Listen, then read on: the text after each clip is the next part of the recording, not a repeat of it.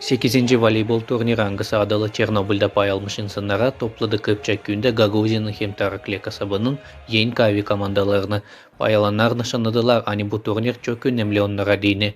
Kimse istemerdi altı kalma, hepsi isterdi tarama ilk yeri.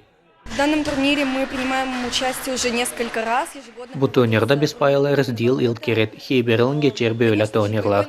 Geldik bu turnire büyük umutlan. Hepsi ister ilk yeri alma, gösterme hepsini niye biz öğrendik çok yıl. учились многие годы. Biz bu turnirde değil ilk set. Bu уже 8. turnir.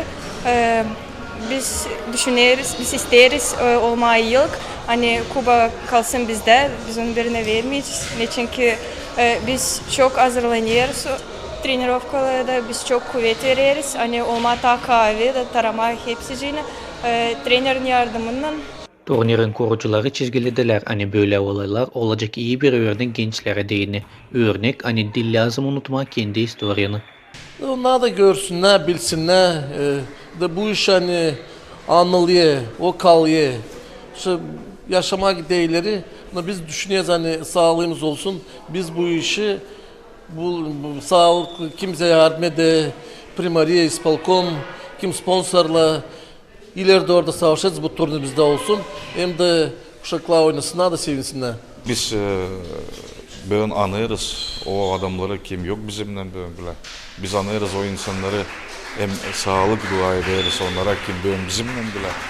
De böyle biz karar verdik hani Kıpçak'ta unutturmayalım bu adamları, unutturmayalım onların yaptıklarını, onların kurbanlığını. Spor hem Gençlik Bakanlığı yokunca kalsın bir tarafta açan böyle turnirler, böyle meropриятиялар geçirilir Gagauzya'da.